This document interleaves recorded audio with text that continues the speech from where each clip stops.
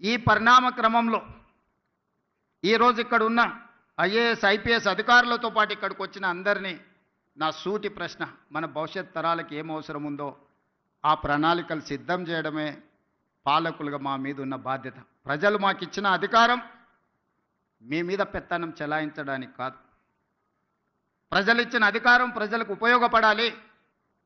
ప్రజల శ్రేయస్సు కోసం మేము విధి విధానాలను సృష్టించాలి. ఆ విధి విధానాలు భవిష్యత్ తరాలకు ఉపయోగపడాలన్న ఆలోచనే మా ప్రభుత్వం యొక్క ఆలోచన, ప్రజాపాలన యొక్క విధానం అని చెప్పి నేను ఈ సందర్భంగా చెప్పదలుచుకున్నాను. అందుకే ఈరోజు ఒక్కొక్కరికి ఒక బ్రాండ్ ఉంది అనేదైతే అంటున్నారు. ఈరోజు నా బ్రాండ్ యంగ్ ఇండియా. అందుకే ఈరోజు యంగ్ ఇండియా స్కిల్స్ యూనివర్సిటీని మనం మొదలు పెట్టుకున్నాం. యంగ్ ఇండియా స్పోర్ట్స్ యూనివర్సిటీని మనం మొదలు పెట్టుకుంటున్నాం. యంగ్ ఇండియా స్పోర్ట్స్ అకాడమీని మనం మొదలు పెట్టుకుంటున్నాం. నేను సౌత్ కొరియా విజిట్ చేసిన ఈ మధ్యకాలంలో మా మిత్రుడు శ్రీధర్ బాబు గారితో. హార్డ్లీ ఆ దేశం యొక్క జనాభా 10 to 12 మిలియన్స్. అంటే మన హైదరాబాద్లో ఎంత జనాభా ఉన్నారో ఆ దేశం మొత్తం జనాభా 1,20,00,000 మంది. కానీ ఒలింపిక్స్లో 32 మెడల్స్ వచ్చినాయి వాళ్ళకు. భారతదేశానికి గోల్డ్ మెడల్ గుండు 0. 140 కోట్ల జనాభా ఉన్న భారతదేశం ఒలింపిక్స్లో ఒక గోల్డ్ మెడల్ కూడా తేలేదు అని అంటే ఈ దేశం నిజంగా నిశ్చితంగా ఆలోచన చేయాల్సిన అవసరం ఉన్నదా లేదా ఈరోజు పాలకులు ఆలోచన చేయాలి. ఒక చిన్న దేశం.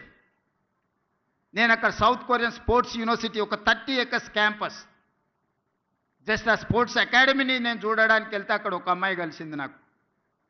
ఆ అమ్మాయి ఆర్చరీలో 3 గోల్డ్ మెడల్స్ సాధించింది.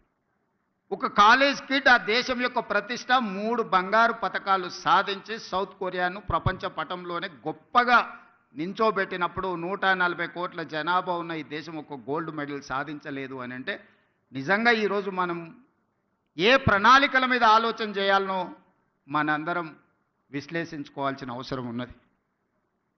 ఇవాళ ఫీ రియంబర్స్మెంట్, ఇతర పథకాలు లేకపోతే మన ఆర్థిక స్తోమత పెరగడం వల్ల తల్లిదండ్రులకు పిల్లల యొక్క విద్య మీద ప్రత్యేకమైన దృష్టి సారించడం వల్ల మన స్పెండింగ్ కెపాసిటీస్ పెరిగినాయి. లేదా మన ఆదాయాన్ని మొత్తం పిల్లల చదువుల కోసమే పెడుతున్నాం. కానీ చదువుకున్న పిల్లలకు చదువుకు తగ్గ ఉద్యోగము, వృత్తి నైపుణ్యం ఉన్నదా అంటే లేదు. There is an gap between demand and supply. ఈరోజు ప్రతి సంవత్సరం మన దగ్గర ఉన్న 175 ఇంజనీరింగ్ కాలేజీల నుంచి 1,10,000 మంది ఇంజనీరింగ్ గ్రాడ్యుయేట్లను తెలంగాణ రాష్ట్రం ఉత్పత్తి చేస్తుంది. ఇందులో నాణ్యత ఎంత అని అంటే ఎవరి దగ్గర దీనికి జవాబు లేదు. Just like that engineering graduate పట్టా తీసుకొని వస్తే వాళ్ళ తల్లిదండ్రులు పాపం గ్రామీణ ప్రాంతాలలో మా పిల్లవాడు ఇంజనీరింగ్ చదువుకున్నాడు. ముఖ్యంగా నా నియోజకవర్గం నుంచి పేదవాళ్ళు వస్తుంటారు, సార్ నువ్వు ముఖ్యమంత్రి గారివి ఎలాంటి పెద్ద కంపెనీలకు చెప్తే మా పిల్లోడికి ఉద్యోగం వస్తుంది. ఆ కంపెనీ వాళ్ళతో మాట్లాడితే వాళ్ళు అతన్ని ఇంటర్వ్యూ చేస్తే ఆయన అప్లికేషన్ ఫామ్ కూడా నింపుకోలేకపోతున్నాడు. సార్ ఏ రకంగా ఉద్యోగం ఇవ్వాలి, మేము ఈ బరువును మోయలేము, మేము ఒక మనిషిని తీసుకుంటే డబ్బులు కాదు, ఆఫీస్లో ఒక కుర్చీ, ఫ్యాను, ఏసీ, అతనికి కావాల్సినవి అన్నీ ఇస్తే ఇట్లా ఒక 10 మంది మా సంస్థలో చేరినంటే మా సంస్థ ఉద్యోగాలు ఇచ్చుడు కాదు, మేము ఉద్యోగాలు ఎత్తుకుంటూ పోవాల్సి వస్తుంది సార్ అని చెప్తున్నారు వాళ్ళు. అందుకే ఈరోజు ఆలోచన చేసి 1,10,000 మంది ఇంజనీరింగ్ గ్రాడ్యుయేట్లను ప్రతి సంవత్సరం తయారు చేస్తున్న తెలంగాణ రాష్ట్రం వాళ్ళకి సాంకేతిక నైపుణ్యం నేర్పించాలి.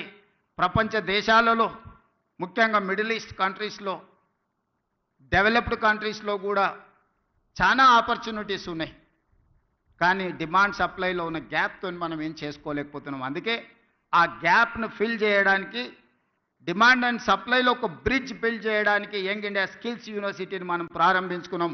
Young India skills university public private partnership ఈ దేశంలోనే ఒక బెస్ట్ యూనివర్సిటీని తయారు చేయాలని మన నిర్ణయం తీసుకొని ఆ యూనివర్సిటీకి మహేంద్ర అండ్ మహేంద్ర కంపెనీస్ మీకు అందరికి తెలుసు. ఈరోజు రోడ్ల మీద ప్రతి 4 వెహికల్స్లలో ఒక మహేంద్ర వెహికల్ ఉంటుంది. ఆ గ్రూప్ ఆఫ్ కంపెనీస్ చైర్మన్ మన young India skills university chairperson. ఒక ప్రైవేట్ కార్పొరేట్ కంపెనీ దిగ్గజాన్ని రాష్ట్ర ప్రభుత్వం ఒప్పించి మన తెలంగాణ రాష్ట్ర ప్రభుత్వం ప్రారంభించుకున్న యంగ్ ఇండియా స్కిల్స్ యూనివర్సిటీకి ఈరోజు చైర్పర్సన్గా ఉన్నాడు. ఈరోజు మహేంద్ర యూనివర్సిటీ ఉన్నది ఇక్కడ. సక్సెస్ఫుల్గా వాళ్ళ ఒక అకాడమీని నడపగలుగుతున్నారు. ఆ వ్యక్తినే తెలంగాణ రాష్ట్ర ప్రభుత్వం ఒప్పించి మన యంగ్ ఇండియా స్కిల్స్ యూనివర్సిటీకి ఈరోజు చైర్పర్సన్గా ఉండి 60 ఎకరాలలో ఫ్యూచర్ సిటీలో యూనివర్సిటీని నిర్మించడమే కాకుండా ఒక 500 నుంచి 600 కోట్ల కార్పస్ ఫండ్ ఆ బోర్డుకి ఇవ్వదలుచుకున్నాం. It is autonomous. వాళ్ళు ఏ రూపాయికి కూడా రాష్ట్ర ప్రభుత్వం దగ్గరికి రావాల్సిన పని లేదు. ఆ బోర్డులో ఉన్న డైరెక్టర్లు ఈరోజు ఈ రాష్ట్రంలో, ఈ దేశంలో, ఇంక్లూడింగ్ వేదిక మీద ఉన్న పార్లమెంట్ సభ్యులు, అపోలో హాస్పిటల్స్ గ్రూప్, విశ్వేశ్వరరెడ్డి గారి ఫ్యామిలీ కూడా one of the board director in that young India skills university. ఎక్కడ రాజకీయపరమైన ఆలోచన చేయలే. దిగ్గజాలుగా రాణించిన వాళ్ళని బోర్డ్ ఆఫ్ డైరెక్టర్స్గా తీసుకున్నాం. రెడ్డి ల్యాబ్స్ కావచ్చు, అరబిందో కావచ్చు, ఇట్లాంటి కార్పొరేట్ కంపెనీలు సక్సెస్ స్టోరీ ఉన్నోళ్ళు మన young India skills university board of డైరెక్టర్స్గా ఉన్నారు. ఆ బోర్డ్ ఆఫ్ డైరెక్టర్స్కి చైర్పర్సన్గా ఆనంద్ మహేంద్ర ఉన్నాడు. ఈరోజు అదొక సక్సెస్ స్టోరీ కింద ప్రపంచానికే ఒక ఆదర్శంగా స్కిల్ డెవలప్మెంట్లో మనం ఇంతకుముందు స్కిల్స్లో మీకు డిప్లొమా ఉంది, సర్టిఫికెట్ కోర్స్ ఉంది, కానీ డిగ్రీ లేదు. ఇప్పుడు మన యూనివర్సిటీ నుంచే డిగ్రీ ఇస్తున్నాం. ఎందుకంటే వాళ్ళు ఫ్యూచర్లో వాళ్ళు మాస్టర్స్ చదవాలంటే డిగ్రీ సర్టిఫికెట్ లేకపోతే వాళ్ళు ఫర్దర్గా చదవలేరు. అందుకే ఆలోచన చేసి ఆ యంగ్ ఇండియా స్కిల్స్ యూనివర్సిటీలో చదువుకున్న వాళ్ళకు 4 ఇయర్స్ కోర్స్ కంప్లీట్ చేస్తే వాళ్ళకు డిగ్రీ సర్టిఫికెట్ ఇచ్చి ఇతర దేశాలలో మాస్టర్స్ చదువుకోవడానికి వాళ్ళకు అవకాశం కల్పించినాం. థియరీనే కాకుండా 50% ఆఫ్ ద అకాడమిక్ టైంలో ప్రాక్టికల్స్ ఆయా కార్పొరేట్ కంపెనీలే డైరెక్ట్గా తీసుకొని వాళ్ళ కంపెనీలలో వాళ్ళకి ట్రైనింగ్ ఇచ్చి డైరెక్ట్ రిక్రూట్మెంట్. ఈరోజు స్కిల్స్ యూనివర్సిటీలో శిక్షణ పొందే వాళ్ళను డైరెక్ట్గా ముందుగానే కార్పొరేట్ కంపెనీలు వాళ్ళ దాంట్లో అబ్జర్వ్ చేసుకుంటున్నారు. సో ఈ మధ్య ఫస్ట్ బ్యాచ్ తీసుకున్నారు, అందరికీ ఉద్యోగాలు వచ్చినాయి. అందరికి ఎంతమంది చేరారో 100% యంగ్ ఇండియా స్కిల్స్ యూనివర్సిటీలో జాయిన్ అయిన ప్రతి యువకుడికి, యువతికి ఈరోజు ఉద్యోగ భద్రత ఉన్నది. వాళ్ళకి సిలబస్ నుంచి శిక్షణ వరకు ఆ కార్పొరేట్ కంపెనీలే బాధ్యత తీసుకున్నాయి. ఉద్యోగ భద్రతను ఆ కార్పొరేట్ కంపెనీలే కల్పిస్తున్నాయి. అదే కాకుండా ఈరోజు యంగ్ ఇండియా స్పోర్ట్స్ యూనివర్సిటీని కూడా మనం as a policy we have taken a decision. ఇప్పుడు ఆ young India sports university, sports అకాడమీకి కూడా ఈ దేశంలో ఉండే పెద్ద కార్పొరేట్ కంపెనీలు అందరినీ చేసి పెద్ద కంపెనీల యజమానులే ముందుకు వచ్చారు ఆ బోర్డుకి లేకపోతే ఆ యూనివర్సిటీకి చైర్పర్సన్కి ఉంటామని. ఇప్పుడు ఆ పోటీ పడే వాళ్ళ దగ్గరలో కొంతమందిని షార్ట్ లిస్ట్ చేసి ఈరోజు మనం తీసుకోవాలనుకుంటున్నాం.